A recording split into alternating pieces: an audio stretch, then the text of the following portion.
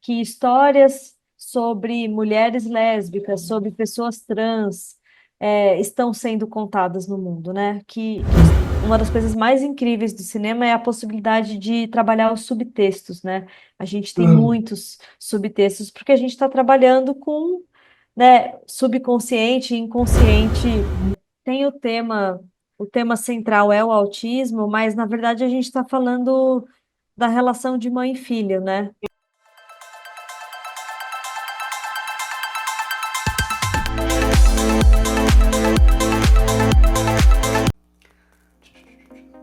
Na segunda parte do Papo Cabeça com Pé, a cineasta Júlia Rufino comenta como o aparecimento das plataformas de streamings podem ser ambientes de visibilidade de produção audiovisual que traga novos olhares sobre a diversidade social.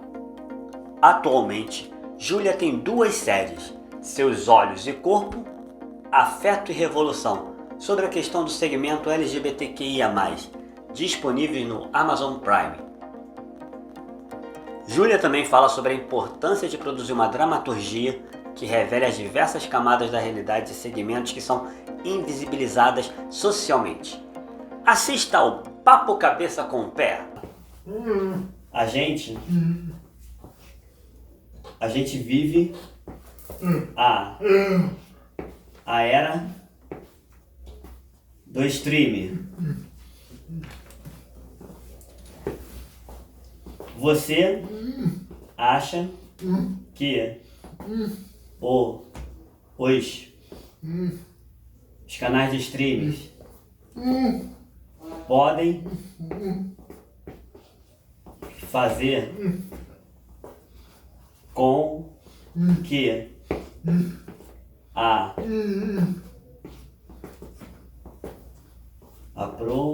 que a produção cinematográfica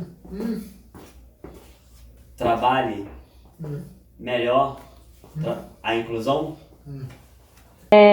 Eu acho que assim, a gente está tendo um, um, um incentivo grande, né? Acho que desde a pandemia, da pandemia para cá, o mercado audiovisual mudou muito, então a gente está vendo formatos diferentes, né? Então, um exemplo é, hoje em dia você tem um filme que está no cinema e ao mesmo tempo ele está numa plataforma de streaming ao mesmo tempo. Então, está no cinema e está na Netflix. É uma coisa que há poucos anos atrás não existia, né? Você tinha ali as janelas e tinha que seguir aquilo muito certinho.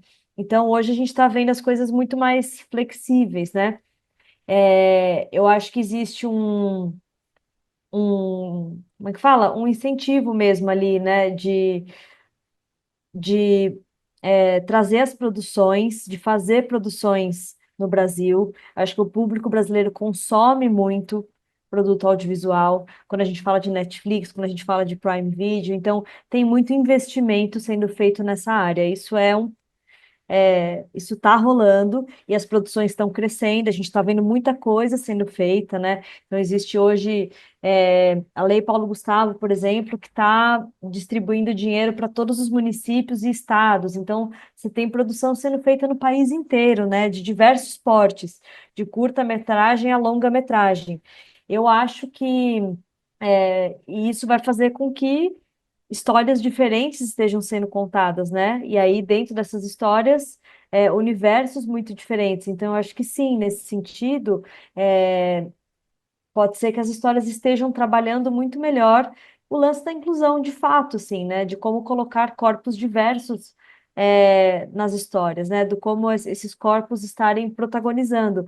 O que eu acho que, às vezes, não importa a quantidade de investimentos que esteja sendo feito, o que importa é que histórias a gente está contando, né? Que, que que roteiristas estão sendo formados, desenvolvidos, né? Eu acho que talvez seja importante a gente olhar para isso também, né? Quem que está agora contando as histórias, quem são os roteiristas de hoje que estão aí trabalhando e o que que eles estão querendo contar, né? Que histórias essas pessoas estão querendo pôr no mundo. E eu acho que existe sim uma coisa dos streamings em geral, da publicidade de forma geral, começar a olhar para as minorias, que muitas vezes nem são minorias, né, mas para as minorias de forma geral, e entender que essas pessoas estão na sociedade, elas estão fazendo a sociedade rodar, elas têm as suas potências, as suas, né? São pessoas incríveis que estão aí vivendo, tanto quanto qualquer um.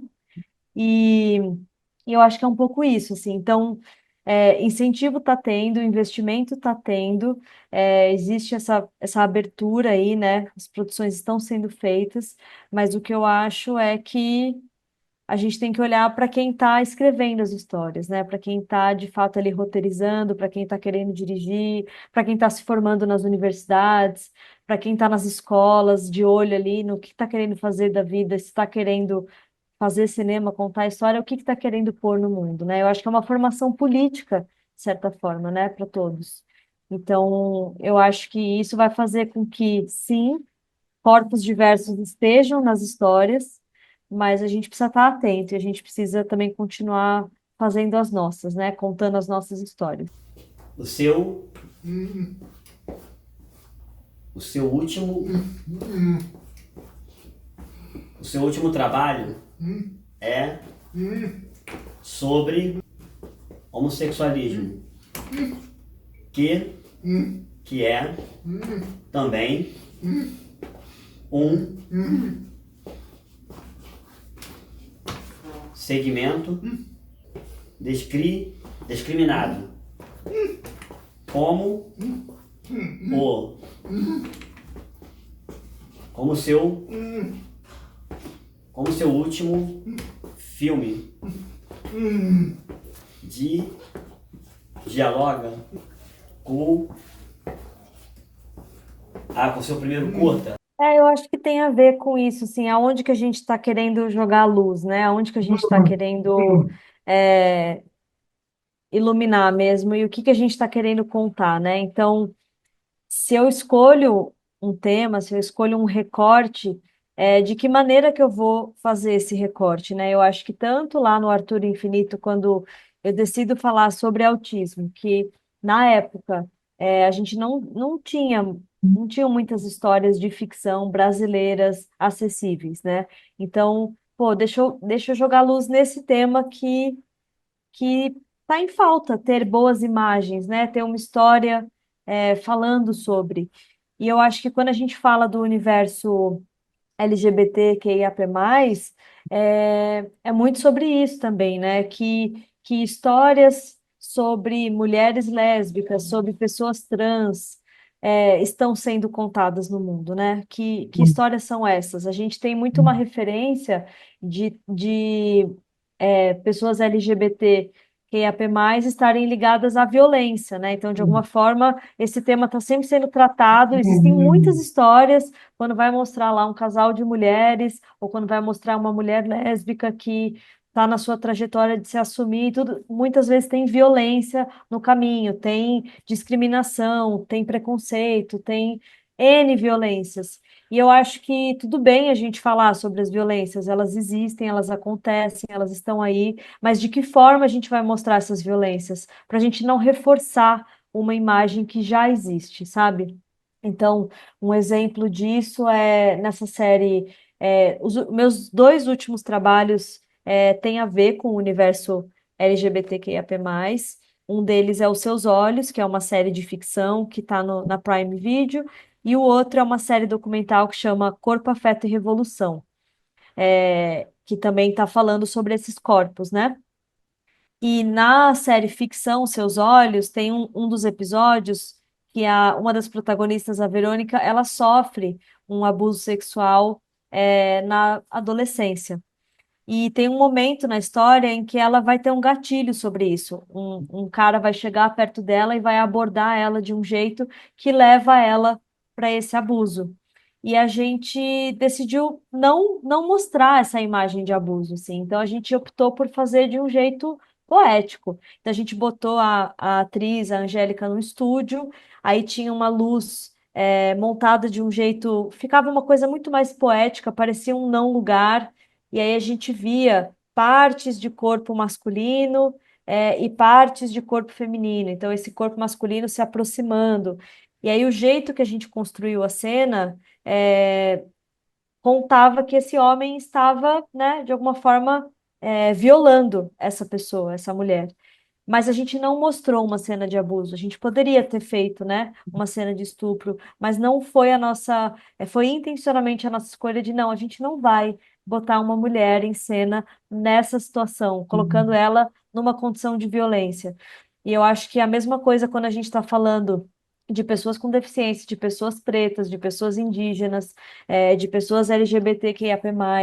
Se a gente vai falar sobre violência, de que maneira que a gente fala sobre essas violências sem que elas estejam explícitas, ou de que forma que elas podem estar, não sei, de um jeito poético, de um jeito indireto, ou por que que a gente também está querendo falar sobre as violências? Por que não falar das potências, né? Então, se a gente está querendo falar dessas pessoas, vamos mostrar suas potências, o como essas pessoas vivem, o como elas criam, o como elas, enfim, estão no mundo, do jeito que elas podem estar e devem estar. E eu acho que o Corpo, Afeto e Revolução, que é essa série documental, é muito sobre isso, como esses corpos estão no mundo, e sim, eles sofrem coisas, mas vamos falar sobre o lado alegre, o lado potente, o lado da criação, o lado belo sobre isso, sabe?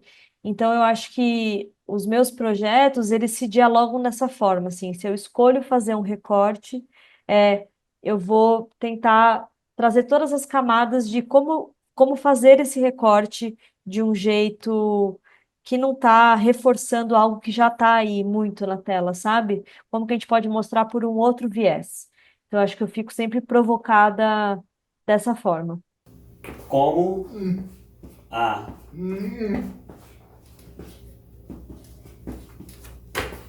como a ficção pode re, rever, revelar a, revelar as diversas camadas da, da real, da realidade. Ah, eu acho que a ficção, ela é criar um universo, né? E a ficção, ela tem muitas possibilidades. A gente pode criar universos fantásticos, a gente pode, eu acho que tem uma gama aí infinita, né? Mas eu acho que o cinema ele trabalha com tantas possibilidades, então a gente pode revelar camadas da realidade através, né? Tem o roteiro, mas tem o jeito que esse roteiro está sendo contado. Então, que enquadramentos a gente está escolhendo, né? Que forma que a direção está escolhendo contar essa história. O jeito que a fotografia está pensada, né? Que o que a gente vai, como a gente vai iluminar essas cenas, né? Que temperatura essa fotografia tem? Ela tem uma atmosfera mais quente, mais fria? A direção de arte, né? E de que maneiras que cenários são esses? Que objetos são esses? Que figurinos são esses em cena, né? Então, a direção de arte tem todo um universo de como é que, né, como a gente pode trabalhar ali as cores, as texturas, para trazer uma sensação. O som, né, a ficção, ela pode ter um trabalho incrível de som.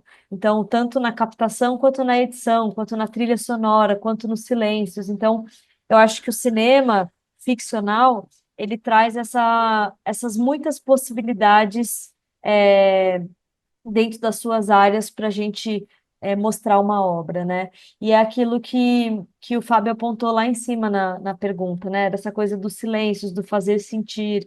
Então, como é que a gente pode contar uma história, pode ser ficcional ou não, mas que seja uma ficção, né? Que a gente esteja trabalhando com atores, com cenários, mas que estejam contando algo, né? E aí, de que forma que a gente faz isso de jeitos não óbvios, né?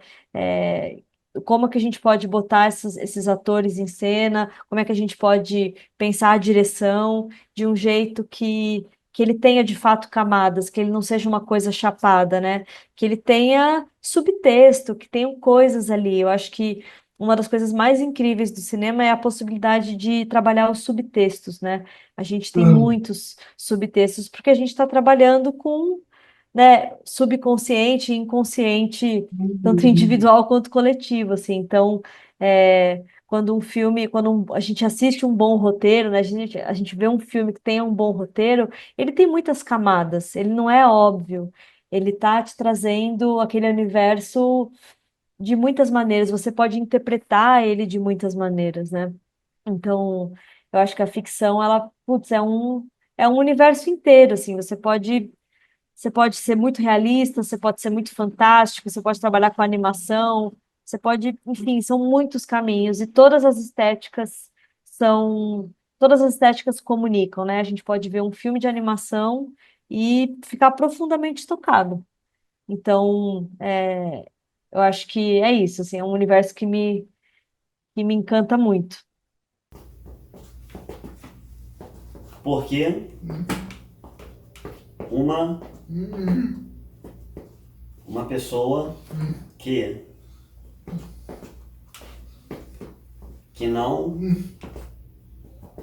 que não tem ligação com,